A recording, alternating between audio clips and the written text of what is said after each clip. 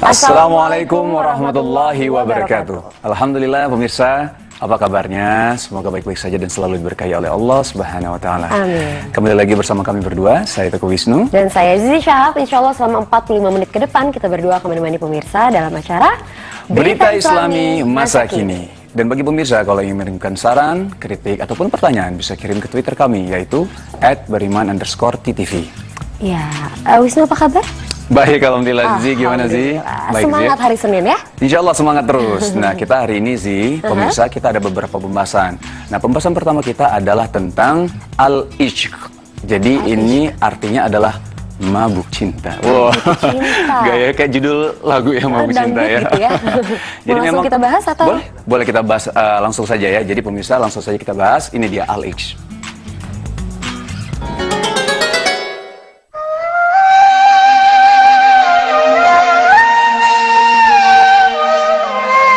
Bagaimana kita lepas dari penyakit al-ishq atau mabuk cinta?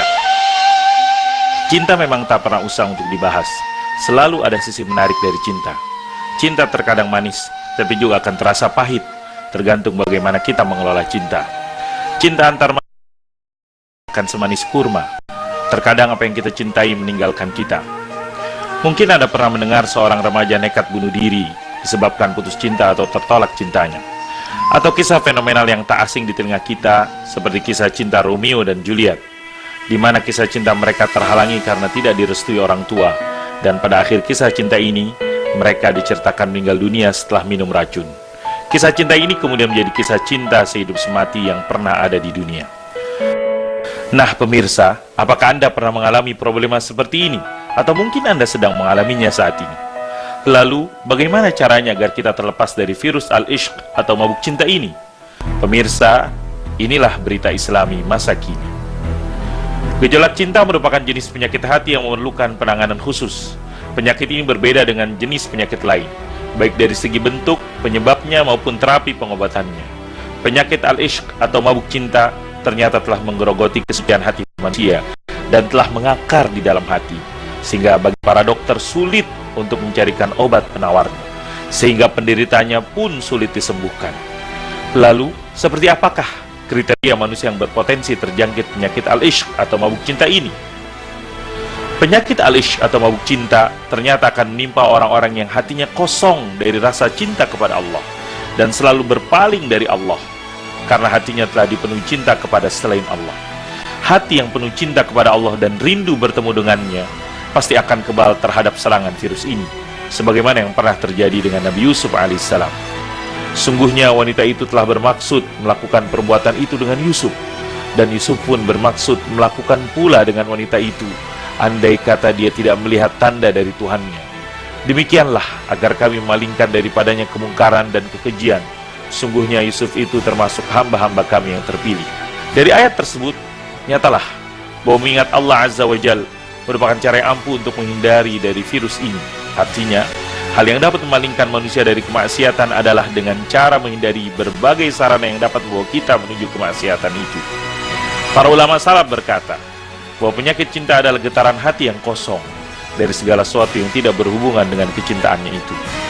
Penyakit al-ishq ini terjadi karena dua sebab, yaitu karena menganggap indah hal yang dicintainya dan perasaan menggebu-gebu untuk ingin memiliki sesuatu yang dicintainya.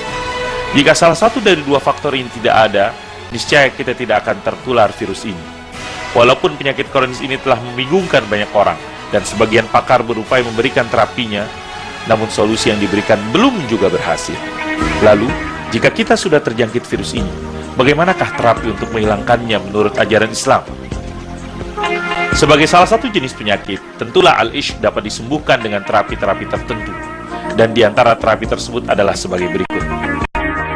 Orang yang terjangkit penyakit mabuk cinta, meraih cinta orang yang dikasihinya, tetapi dengan ketentuan syariat dan suratan takdirnya, artinya adalah orang yang sedang kasmaran, sebaiknya segera mengikat orang yang dicintainya dengan cara menikahinya. Maka inilah terapi yang paling utama, sebagaimana sabda Rasulullah SAW yang artinya, hai sekalian pemuda, barang siapa yang mampu untuk menikah, maka hendaklah dia menikah. Barang siapa yang belum mampu, maka hendaklah berpuasa, karena puasa dapat menahan dirinya dari ketergelinciran kepada perbuatan zina. Hadis ini memberikan solusi utama, yaitu menikah. Maka jika solusi ini dapat dilakukan, kita tidak boleh mencari solusi lain. Rasulullah SAW bersabda, aku tidak pernah melihat ada dua orang yang saling mengasihi selain melalui jalur pernikahan. Jika terapi pertama tidak dapat dilakukan karena tertutupnya peluang untuk menikah dikarenakan belum berjodoh atau putus cinta, maka penyakit ini bisa menjadi semakin ganas. Adapun terapinya harus dengan meyakinkan dirinya bahwa apa-apa yang diimpikan mustahil terjadi, dan lebih baik baginya untuk segera melupakan orang yang dicintai tersebut. Jiwa yang ikhlas karena belum berhasil mendapatkan sesuatu niscaya akan tenang dan tidak lagi mengingatnya. Karena jika belum terlupakan juga, maka akan berpengaruh terhadap jiwanya sehingga semakin menyimpang jauh. Jika ternyata jiwanya yang masih di mabuk cinta tetap menuntut, hendaklah dia mau meninggalkannya karena dua hal. Pertama, karena takut kepada Allah, yaitu dengan menumbuhkan perasaan bahwa ada hal yang lebih layak dicintai, lebih bermanfaat, lebih baik, dan lebih kekal. Sadarlah engkau bahwa sabar menahan diri itu lebih baik bagi akal, agama, dan harga diri dan kemanusiaannya. Akan memerintahkannya untuk bersabar sedikit demi mendapatkan kebahagiaan yang abadi. Sementara kebodohan, hawa nafsu, kezaliman akan memerintahkannya untuk mengalah dan menuntut untuk mendapatkan apa yang dikasihinya. Sungguhnya, orang yang terhindar dari penyakit mabuk cinta ini adalah orang-orang yang dipelihara oleh Allah Subhanahu wa Ta'ala. Jika terapi ini tidak mempan juga untuknya, maka hendaklah dia selalu mengingat sisi-sisi kejelekan kekasihnya itu. Sebab, sebagaimana kecantikan adalah faktor pendorong seseorang untuk mencintai kekasihnya, demikian pula kejelekan adalah pendorong kuat agar dia dapat membencinya dan menjauhinya. Hendaklah dia mempertimbangkan dua sisi ini dan memilih yang terbaik baginya. Jangan terpedaya dengan kecantikan kulit, tetapi hendaklah dia memalingkan pandangannya kepada kejelekan sikap dan perilakunya. Hendaklah dia menutup matanya dari kecantikan fisik, karena fisik akan menjadi tua, kulit yang kencang akan menjadi keriput. Itulah cinta, cinta semu di antara manusia. Apabila cinta tersebut sesuai dengan apa yang diridhai Allah, maka ia akan menjadi ibadah. Namun, jika cinta tidak sesuai dengan ridho Allah, maka dia akan menjadi perbuatan yang amat merugikan bagi diri sendiri maupun orang lain. Cinta yang bisa membuat seorang jatuh ke jurang penderitaan gara-gara cinta ditolak. Pemirsa, suatu hal yang manusiawi jika kita memiliki rasa cinta, asalkan kita mampu membentengi hati kita dengan tazkiyatun nafs, yakni pembersihan diri dari penyakit al-ishq. Jangan sampai hati kita menjadi keruh karena sudah dicemari penyakit cinta selain cinta kepada Allah. Qad aflaha man tazakka wa zakara isma rabbi fasalla. Sungguh beruntung orang yang membersihkan diri dengan beriman dan dia ingat menyebut nama Rabbnya lalu dia salat.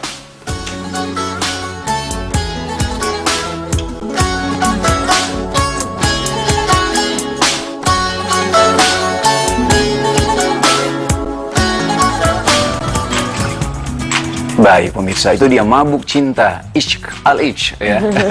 Jadi memang kalau misal tadi disebutkan bahwa ketika kita bisa mabuk cinta itu karena salah satunya adalah kita menganggap sesuatu itu adalah milik kita semata. Padahal kita adalah milik Allah Subhanahu wa Ta'ala dan kita akan kembali kepadanya gitu. Dan salah satu terapinya adalah menikah. Karena kita sudah merasakan kan jauh lebih bahagia karena Allah ridho kan kalau kita sudah menikah. Insya Allah, benar sekali. Iya. Selanjutnya kita akan membahas sesuatu yang lebih informatif lagi tentang satu badan.